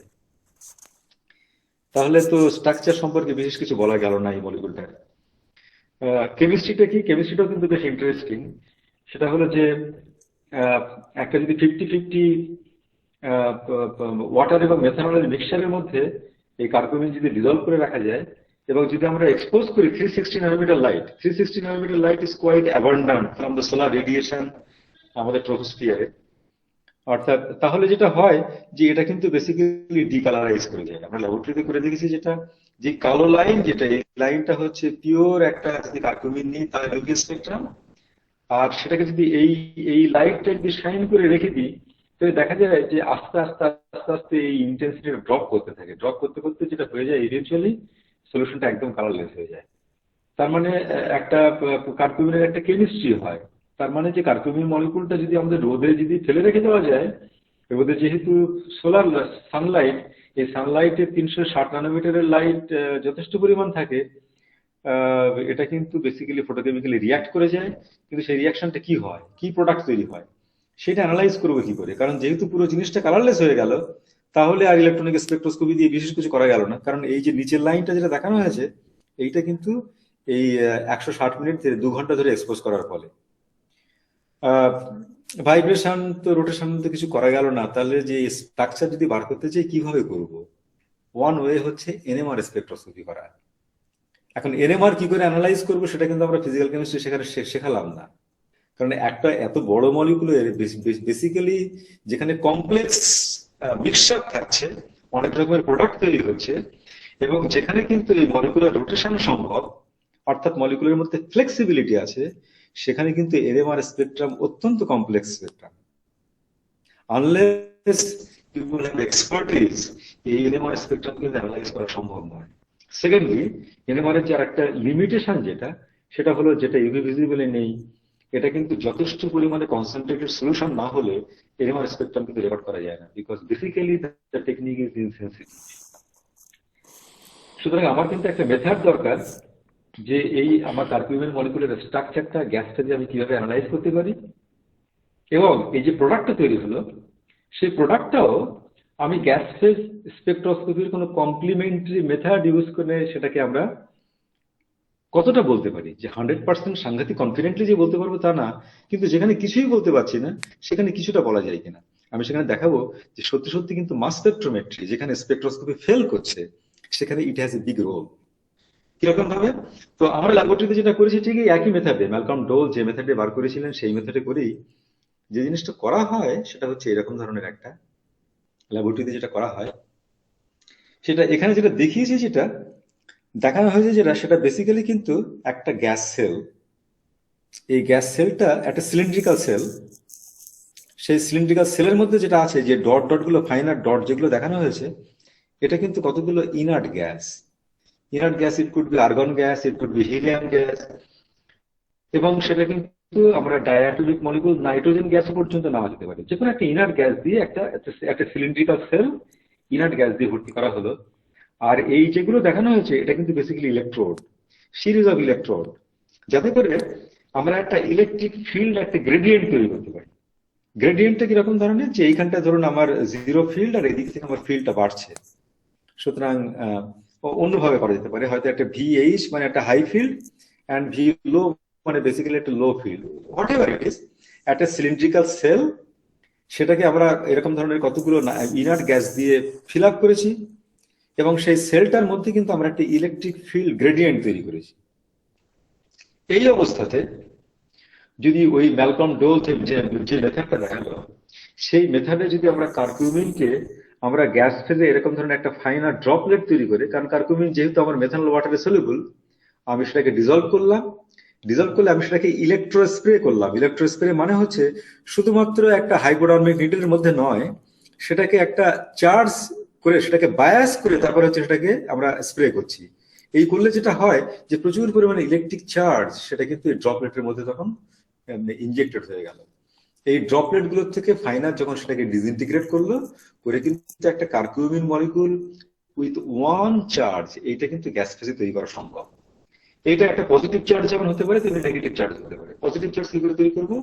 পজিটিভ চার্জ হচ্ছে যে এই যে মলিকুলটা, এই মলিকুলটার উপরে কিন্তু এই যে যেহেতু মাল্টিপল ইলেকট্রোনেগেটিভ সেন্টার আছে, এখানে একটা অক্সিজেন অ্যাটম, এখানে একটা অক্সিজেন অ্যাটম, যেহেতু অক্সিজেনের proton affinity non zero, it is not, it is a positive proton affinity. তার মানে কিন্তু আমি খুব সহজেই একটা কিন্তু এই মলিকুলটাকে কিন্তু প্রোটোনেট করতে পারি। তাহলে যেটা চার্জ যেটা বলা হচ্ছে, চার্জ মানে আর কিছুই নয়, যদি আমার একটা অ্যাসিডিক সলিউশন থেকে যদি আমি স্প্রে করি, তো মানে অ্যাসিডিক সলিউশন মানে আমার এক্সেস প্রোটন থাকতে পারে তার মধ্যে, তখন কিন্তু ইলেকট্রোনেগেটিভ সেন্টারগুলোর উপরে একটা সিম্পলি প্রোটন বসিয়ে সেগুলি ওই চার্জ পার্টিকেল তৈরি করলাম, চার্জ মলিকুল তৈরি করলাম। অথবা এই যে আমার অ্যানায়ন যেখানে আছে, আমাদের এখানে ওএইচ গ্রুপ আছে, এই হাইড্রোজেনটাকে সরিয়ে দিয়ে আমরা সহজেই একটা ও মাইনাস অ্যানায়ন তৈরি করতে পারি। অথবা এই যে ফেনলিক গ্রুপ যেটা, এই ফেনলিক গ্রুপের কিন্তু ওএইচ টাকে আয়নাইজ করে আমরা এখানে কিন্তু একটা ও মাইনাস আয়ন জেনারেট করতে পারি। অর্থাৎ এই পার্টিকুলারলি ইলেকট্রোস্পিয়ার মেথডে একটা একটা কার্কুমিন মলিকুল নিয়ে সেটা থেকে পজিটিভ আয়ন এবং নেগেটিভ আয়ন জেনারেট করাটা ডিফিকাল্ট কিছু না, একদম খুব সহজে সেটাকে জেনারেট করা যায়। করে সেই মলিকুলটাকে যদি আমি এর মধ্যে ইনজেক্ট করি, কিভাবে করতে পারি? এটা দেখা যাচ্ছে একটা আয়ন গেট। আয়ন গেট মানে হলো এই রিজিয়নটাতে আমার এই মলিকুলগুলোকে ট্র্যাপ করা আছে। আমি মেথডের ডিটেল বলছি না, গেট ওপেন করে দিলাম। গেটটাকে ওপেন করলে তাহলে এই মলিকুলটা কিন্তু এর মধ্যে আমার ঢুকে গেল। ঢুকে গিয়ে যেহেতু আমার এই মলিকুলগুলো, অর্থাৎ কার্কুমিন মলিকুলগুলো হচ্ছে আমার চার্জ মলিকুল, আর এখানে একটা ইলেকট্রিক ফিল্ড গ্রেডিয়েন্ট তৈরি করে রাখা হয়েছে, তাহলে কিন্তু এই গ্রেডিয়েন্টটা যদি খুব লো গ্রেডিয়েন্ট যদি হয়, এত কম যে that is comparable to our thermal energy, তাহলে কিন্তু দেখা যায় যে এই একটা একটা বড় মলিকুলের কিন্তু একটা বেসিক্যালি ডাইরেক্টেড ফ্লো এরকম ভাবে তৈরি করা যায়। এইরকম ভাবে যেমন ছবিতে আমি দেখিয়েছি এই জায়গায়, যে এইটা হচ্ছে বেসিক্যালি আমার একটা চার্জ মলিকুল, একটা বড় মলিকুল, সেটা কিন্তু ওই ইলেকট্রো স্প্রে করে সেটাকে গ্যাস ফেজে নিয়ে আসা হয়েছে। তার উপর একটা চার্জ বসে আছে, সেইটা আমি এই ড্রিপ টিউব যেটাকে বলছি সেলের মধ্যে, সেটাকে আমি তখন ড্রিফট করাচ্ছি। দেখুন এই যে প্রিন্সিপাল যেটা, এটা কিন্তু একই রকম ভাবেই কিন্তু আমরা ইলেকট্রোকেমিস্ট্রিতে সেই জিনিসটা করা হয়। ইলেকট্রোকেমিস্ট্রিতে যখন আমরা সেক্ষেত্রে আয়ন মোবিলিটি যখন করি, সেক্ষেত্রে কিন্তু আয়নগুলো মুভ করছে বেসিক্যালি একটা ওই সলিউশনের মধ্যে দিয়ে হোক কিংবা একটা জেলের মধ্যে দিয়ে হোক, সেখানে কিন্তু একটা ইলেকট্রিক ফিল্ড এরকম ভাবে অ্যাপ্লাই করে। কিন্তু এই একই প্রিন্সিপাল জেলের মধ্যে না করে এটা করা হচ্ছে কি, একটা গ্যাস ফেজ একটা এরকম ধরনের একটা ইলেকট্রিক ফিল্ড গ্রেডিয়েন্ট তৈরি করে সেটা গ্যাসে ছোট ছোট ব্লক ব্লক এই যে মলিকুলগুলো দেখা যাচ্ছে নাইট্রোজেন কিংবা আর্গন কিংবা হিলিয়াম দিয়ে ভর্তি করে তার মধ্যে দিয়ে এটাকে ফ্লো করছি। যখন ফ্লো করানো হয় তখন কি হয়, এই যে মলিকুলটা গ্যাস ফেজে এলো, সে under the electric field flow করলেও মলিকুলটা কিন্তু রোটেট করছে বিভিন্ন ভাবে about the all this three different. অর্থাৎ মলিকুলার রোটেশনটা কিন্তু অ্যানালাইজ করা যেতে পারে যে rotation about X axis, about Y axis, about Z axis. অর্থাৎ মলিকুলটা যখন এরকম ভাবে রোটেট করে, তাহলে আমি ভাবতে পারি কি যে একটা রোটেশনালি স্ট্রাকচার মলিকুল তৈরি হল। সেই রোটেশনালি অ্যাভারেজ একটা স্ট্রাকচার, সেইটাই কিন্তু আমার এই ব্যাকগ্রাউন্ড গ্যাসের সঙ্গে কিন্তু আমার কোলাইড করছে। যখন এইভাবে কোলাইড করলো, তাহলে কিন্তু এই যে ড্রিপ টাইম যেটা, অর্থাৎ এই এন্ড থেকে শুরু করে এই এন্ড পর্যন্ত এই ড্রিপ করতে কতটা সময় লাগবে, এই ড্রিপ টাইমটা কিন্তু ডিপেন্ড করছে তার নিজস্ব ভেলোসিটির উপরে, তার এই ডিস্টেন্সের উপরে এবং এর ইন্ট্রিনসিক ভেলোসিটির উপরে। এই ভেলোসিটিটা কিন্তু ডিপেন্ড করছে কার কার উপরে? এটা ডিপেন্ড করবে কিন্তু আমি কতটা পরিমাণ ইলেকট্রিক ফিল্ড যেমন অ্যাপ্লাই করেছি তার উপরে, এবং ডিপেন্ড করবে আমার আয়নিক মোবিলিটির উপরে। এই মোবিলিটিটা কার উপরে ডিপেন্ড করবে, যেমন এই সেটাকে বলা যেতে পারে এইভাবে, অর্থাৎ ভেলোসিটি যেটা VD, it depends on this electric field as well as this ionic mobility. এটাকে আমরা আয়নিক মোবিলিটি বলছি। এই মোবিলিটি কিন্তু ডিপেন্ড করছে কিভাবে এই মলিকুলটা, বড় মলিকুলটা যেটা আমার এক্সপেরিমেন্টাল মলিকুল, সেটা কিন্তু এই ব্যাকগ্রাউন্ড গ্যাস মলিকুল যেটা আছে তার সঙ্গে তার কলিশনটা কিভাবে হচ্ছে, তার সঙ্গে ইন্টারাকশনটা কিভাবে হচ্ছে। So this interactions basically determines my this ionic mobility. এবং এই পার্টটা কিন্তু ডেভেলপ করেছে আবার এই কন্ডেন্স ম্যাটার থিওরিস্টরা, অর্থাৎ যে সময় বেসিক্যালি একটা আয়নিক গ্যাস তৈরি করা, পার্টিকুলারলি প্লাজমা প্লাজমা ফিজিক্সটা যখন 50-এর এবং 60-এর দশকে খুব যখন পপুলার ছিল, এখনকার দিনের যেমন ফিজিসিস্টরা হয় হাই এনার্জি ফিজিক্স করছে কিংবা তারা কন্ডেন্স ম্যাটার ফিজিক্স করছে, প্লাজমা ফিজিসিস্টের সংখ্যা অনেকখানি কমে এসছে। এটা কিন্তু এরকম এর যেমন 1958-এর একটা পেপার আমি এখানে সাইট করছি, mobility of the gaseous ions in this weak electric field. তারা কিন্তু এরকম একটা ইকুয়েশন দিয়েছিল, এই ইকুয়েশনটা কিন্তু সাংঘাতিক পপুলারলি ইউজ করা হয়, ম্যাসন স্যাম্প ইকুয়েশন। এইখানে কিন্তু এই যে আয়নিক মোবিলিটিটা, এর সঙ্গে কিন্তু এই যে মলিকুলার যে স্ট্রাকচার, সে স্ট্রাকচার প্যারামিটারটা হচ্ছে এখানে ওমেগাটা আসছে, এখানে হচ্ছে মলিকুলার ক্রস সেকশন। ক্রস সেকশনটা হচ্ছে কলিশনাল ক্রস সেকশন। এই কলিশনাল ক্রস সেকশনটা কিন্তু আমরা ফিজিক্যাল কেমিস্ট্রিতে আবার যখন আমরা কেমিক্যাল কাইনেটিক্স পড়াচ্ছি, পার্টিকুলারলি রিয়াকশন ডায়নামিক্স পড়াচ্ছি, সেখানে কিন্তু আবার এই কলিশন ক্রস সেকশনটা সেখানে চলে আসে। তাহলে এই কলিশন ক্রস সেকশনের সঙ্গে কলিশন ক্রস সেকশনটা কার উপরে ডিপেন্ড করে? It's a basically rotationally averaged structure. Rotationally averaged স্ট্রাকচারটা তাহলে কি হলো? এই যদি আমরা কলিশনাল ক্রস সেকশনটা যদি আমরা বার করতে পারি কোনোভাবে এক্সপেরিমেন্টালি, কি করে বার করলাম? আয়নিক মোবিলিটি মেজার করে। তার সঙ্গে আছে হচ্ছে তার কি চার্জ বসে আছে আর কতগুলো ফান্ডামেন্টাল প্যারামিটার, অর্থাৎ কেবি বোলজম্যান কনস্ট্যান্ট, মিউ হচ্ছে reduced mass of the collision between this molecule and the background gas. And সুতরাং এই যে প্যারামিটার যেটা কলিশনাল ক্রস সেকশন, এটাই কিন্তু মলিকুলার জিওমেট্রিকে বলছে আমার এখান থেকে। এই কলিশনাল ক্রস সেকশনটা যদি আমি এক্সপেরিমেন্টালি বার করতে পারি, তাহলে কিন্তু নেক্সট চলে আসে যে কিভাবে আমি এই ইন্টার মলিকুলার ইন্টারাকশন যেটা যেটা বেসিক্যালি আমার এই টার্মিনাল এই যে ভেলোসিটি যেটা ভিডি এটাকে ডিটারমাইন করছে বা আমার মোবিলিটিকে ডিটারমাইন করছে, এই ইন্টার মলিকুলার ইন্টারাকশনটাকে আমি কিভাবে কনসিডার করবো। So once you talk about this intermolecular interaction, সেখানে কিন্তু আবার চলে আসছে বেসিক্যালি ফিজিক্যাল কেমিস্ট্রি। সুতরাং এই মেথডে তাহলে কি করা হলো, আমি যদি কোনোভাবে এই কলিশনাল ক্রস সেকশনটা যদি বার করতে পারি, তাহলে রিভার্স ওয়েতে ইন্টারমলিকুলার ইন্টারাকশনটাকে সিমুলেট করে eventually I can tell the precise structure of this molecule. In principle এটা সম্ভব। কতটা করতে পারবো সেটা ডিপেন্ড করছে যে কত প্রিসাইজলি আমি ইন্টারমলিকুলার ইন্টারাকশনটাকে আমি সিমুলেট কনসিডার করতে পারবো, বা কত প্রিসাইজলি আমি আমি অ্যাটলিস্ট পার্টটা সিমুলেট করতে পারবো। কিন্তু এই সিমুলেশন অর্থাৎ তার মধ্যে আমার বিশেষ কোনো কোয়ান্টাম মেকানিক্স লাগছে না, mostly classical mechanics.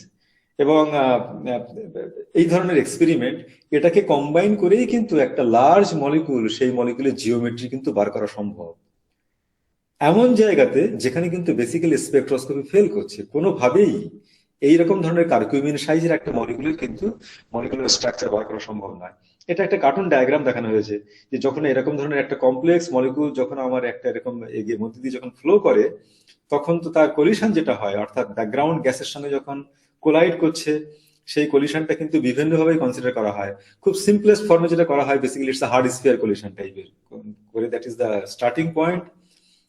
Lenard Jones টাইপের কনসিডার করে তারপর সেখান থেকে কিন্তু আবার ওই ইন্টারমলিকুলার ইন্টারাকশনটাকে যত সফিস্টিকেটেড ওয়েতে কনসিডার করা যায়, তত দেখা যাবে যে আমার ওই সিমুলেটেড ভ্যালু যেটা অর্থাৎ কলিশনাল ক্রস সেকশন, তত বেটার ওয়েতে কিন্তু সেটা বোঝা যায়।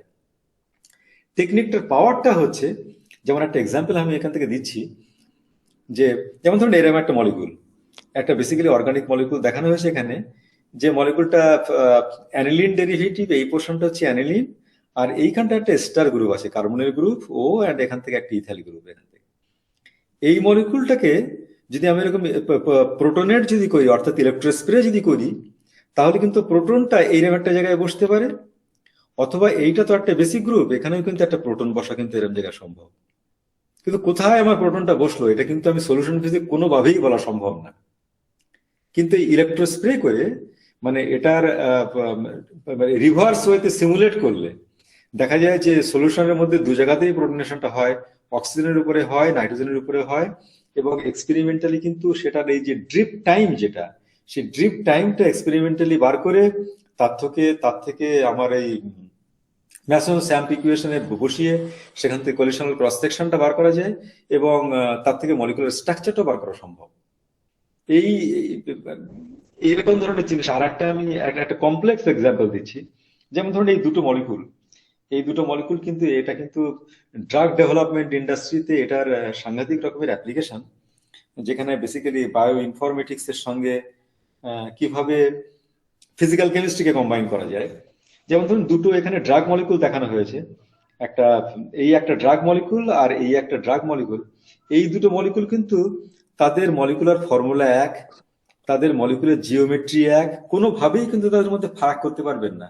খুব মাইনিউটলি কিন্তু লক্ষ্য করলে দেখা যাবে বেসিক্যালি তাদের যে ফারাক যেটা, সেটা কিন্তু তাদের একটা স্টিরিও আইসোমারের তাদের একটা ফারাক হয়। হ্যাঁ, এছাড়া কিন্তু আর বিশেষ কিছু কিছু ফারাক নেই। এখন এই ফারাকের জন্যই কিন্তু যেটা করা যায়, ফারাকটা যখন এই জায়গাটা দেখিয়ে দিই, এইখানটায় মিথাইল গ্রুপটা এই যে এস দেখানো হয়েছে, অর্থাৎ এই জায়গা থেকে মিথাইল গ্রুপটা উপরের দিকে, আর এইখানটায় দেখুন মিথাইল গ্রুপটা হচ্ছে নিচের দিকে। এইটুকু স্ট্রাকচার ফারাকের জন্য কিন্তু এই দুটো আলাদা ড্রাগ মলিকুল। এই দুটো ড্রাগের কিন্তু তাদের তাদের তাদের ইউজ কমপ্লিটলি ডিফারেন্ট, তাদের বায়োলজিক্যাল অ্যাপ্লিকেশনও ডিফারেন্ট। কিন্তু এইগুলোকে সেপারেট করবো কি করে? তৈরি তো ল্যাবরেটরিতে সিনথেসিস করলাম, এই সেপারেশনটা কিন্তু ইটস এক্সট্রিমলি ডিফিকাল্ট সেপারেশন। মানে যে আলাদা দুটো মলিকুল তৈরি হলো, এই যে পার্টিকুলার মেথডটা আমি এখান থেকে বললাম, অর্থাৎ মোবিলিটি মেজার করা। মোবিলিটি মানে হচ্ছে যে কত টাইমের মধ্যে একটা এন্ড থেকে আর একটা এন্ডে মলিকুল দুটো গিয়ে পৌঁছলো। অর্থাৎ একটি মাইনিউট ডিফারেন্স থাকলেও কিন্তু তাদের মোবিলিটি কিন্তু আলাদা। অর্থাৎ একটা মলিকুলের জন্য যখন মোবিলিটি কার্ভটা যখন ডিফাইন করা হয়েছে, তখন এইরকম ধরনের একটা পিক পাওয়া গেছে, আর অন্যটার জন্য হচ্ছে এইটুকু। এর থেকে দেখুন এই জিনিস যেটা দেখানো হয়েছে, এটা কিন্তু কলিশন ক্রস সেকশন। দুটো কলিশন ক্রস সেকশন কিন্তু একটুখানি আলাদা। অর্থাৎ অন্যান্য গ্রুপগুলোর রেসপেক্টে একটা মিথাইল গ্রুপ যদি ওপরের দিকে থাকে আর যদি নিচের দিকে থাকে, তার জন্য কিন্তু তাদের যে average rotationally average collisional cross section, এই দুটো কিন্তু আলাদা হয়ে যায়। এই রোটেশনালি অ্যাভারেজ ক্রস সেকশন গুলো যদি আমরা সেক্ষেত্রে বার করতে পারি, এইটা কিন্তু সিমুলেট করলে এই মলিকুলটার স্ট্রাকচার সম্পর্কে কিন্তু অনেকখানি আইডিয়া দেওয়া সম্ভব। পুরোপুরি করা সম্ভব নয়। তার কারণটা হলো every techniques it has its own limitation and uncertainty. যে কারণে যারা ড্রাগ ইন্ডাস্ট্রিতে কাজ করে তারা অবশ্য শুধুমাত্র এইটা করেই সন্তুষ্ট থাকবে না, তারা এর সঙ্গে এনএমআর কম্বাইন করার চেষ্টা করবে বা অন্যান্য মেথড যেগুলো সব আছে, পার্টিকুলারলি এনএমআর। কিন্তু এটা বলার উদ্দেশ্য যেটা, সেটা হলো যে কমপ্লেক্স মলিকুলের কে ডিফারেন্সিয়েট করা এবং তাদের মোটামুটি একটা স্ট্রাকচার বলা, সেটা কিন্তু এই মাস স্পেকট্রোমেট্রির সঙ্গে মোবিলিটিকে কম্বাইন করে সেই জিনিসটা বলা সম্ভব। এটা আমরা ল্যাবরেটরিতে যে জিনিসটা করছি, আইসিএস ল্যাবরেটরিতে, এটা কিন্তু একটা একটা সফিস্টিকেটেড মেশিন আমাদের হাতে এসছে। তার কারণটা হলো একটা বিশেষ প্রজেক্ট থেকে। সে প্রজেক্টটা হচ্ছে টেকনিক্যাল রিসার্চ সেন্টারের প্রজেক্ট, এবং তাই দিয়ে কিছু কিছু মাস স্পেকট্রোমিটার, সফিস্টিকেটেড মাস স্পেকট্রোমিটার পারচেস করা হয়েছে। এখন সফিস্টিকেশন বলতে মানে হচ্ছে যে বোঝায় যেটা জিনিসটা যখন সফিস্টিকেটেড হয়, সেটাকে কিন্তু ইউজ করাটাও খুব বেশি ডিফিকাল্ট হয়ে যায়, কারণ সেটা সবসময় বিগড়ে যায়, কোনো না কোনো পার্ট বিগড়ে যাচ্ছে সবসময়ের জন্য। সুতরাং এখানে এই যেটা দেখানো হয়েছে যে পিকচারে, সেটা আমি জাস্ট কোয়ালিটেটিভ এক্সপ্লেন করি। সেটা হলো এই জায়গাটা হচ্ছে বেসিক্যালি ওই যে স্প্রে যেটা করানো হচ্ছে, এটা দিয়ে জিনিসটাকে স্প্রে করানো হলো এইখানে, আর সেই মলিকুলগুলোকে কিন্তু তখন এই ফাইনার ড্রপলেটস গুলো এই মাস স্পেকট্রোমিটারের মধ্যে তখন ইন্ট্রোডিউস করা হলো। মাস স্পেকট্রোমিটারের মধ্যে দিয়ে ইন্ট্রোডিউস যখন করা হচ্ছে, তখন এখানে নানান ধরনের কম্পোনেন্ট আছে। যেমন এই কম্পোনেন্টটা বেসিক্যালি এটা হচ্ছে একটা ড্রিপ টিউব। এই ড্রিপ টিউবটা কিন্তু যেটা একটু আগে বলা হলো যে যার মধ্যে দিয়ে, অর্থাৎ এই মোবিলিটি সেল যেটা, যার মধ্যে দিয়ে মোবিলিটির স্ট্রাকচারের ফারাক হলে দুটো মলিকুলের মধ্যে সেম মাস থাকলেও স্ট্রাকচার যদি ফারাক হয় তাদের মোবিলিটি আলাদা হতে পারে, সেটা কিন্তু এর সঙ্গে ইন্টিগ্রেটেড। ঠিক একই রকম ভাবে এখানে কিন্তু একটা কলিশন সেল আছে। কলিশন সেল মানে এটাকেও কিন্তু গ্যাস ভরে এই জায়গায় একটা পার্টিকুলার মলিকুলকে সেপারেট করে তার কাইনেটিক এনার্জিকে টিউন করে এই কিন্তু বাদ গ্যাসগুলোর সঙ্গে কিন্তু কোলাইড করে সেগুলোকে বিভিন্ন ওয়েতে সে মলিকুলগুলোকে ফ্র্যাগমেন্টেশন করানো যায়, ডিসোসিয়েশন করানো যায়।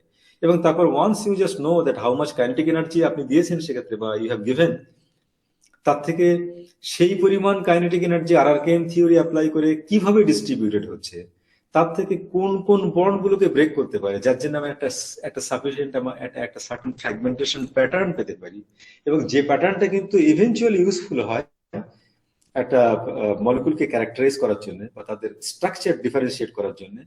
সেটা কিন্তু এরকম সেই পুরো জিনিসটাকে এটার মধ্যে ইন্টিগ্রেট করা আছে।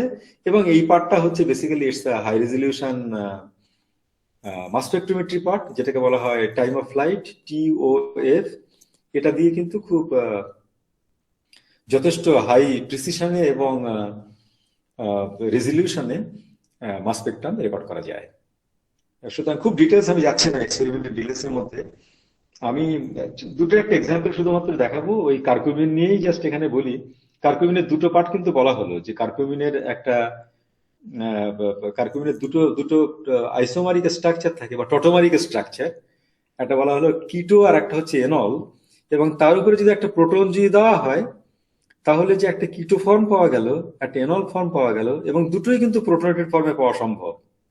সেই ফর্ম দুটোর কতটা ডিস্ট্রিবিউশন আমরা কিন্তু মেজার করে দেখেছি। কারণ যদি একটা মাস স্পেকট্রাম যদি রেকর্ড করা হয়, মাস স্পেকট্রামটা আগে দেখিয়ে দিই।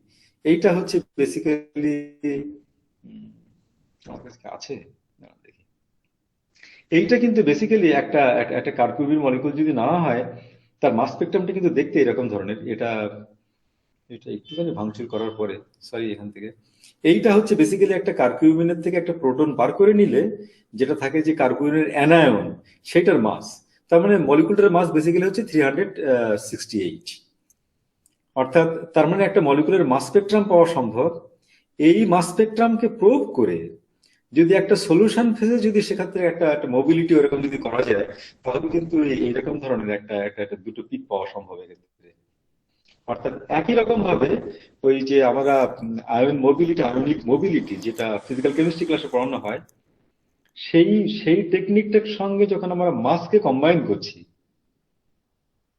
তখন দেখা যায় যে সেম মাস দুটো কিন্তু আলাদা এরকম ফর্মে, অর্থাৎ তাদের মোবিলিটি গুলো আলাদা, লিকুইডের মধ্যে তাদের মোবিলিটি আলাদা।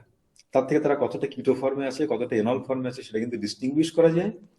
এবং এই দুটো ফর্মকে আলাদাভাবে নিয়ে সেগুলোকে যদি ফ্র্যাগমেন্ট করার চেষ্টা করা হয়, তাহলে দেখা যায় যে কিটো ফর্মের যে ফ্র্যাগমেন্টেশন প্যাটার্ন, অর্থাৎ কিটো ফর্মে একটা, এটা যেটা দেওয়া আছে দেখুন, সিআইডি, অর্থাৎ কোলিশন ইনডিউসড ডিসোসিয়েশন।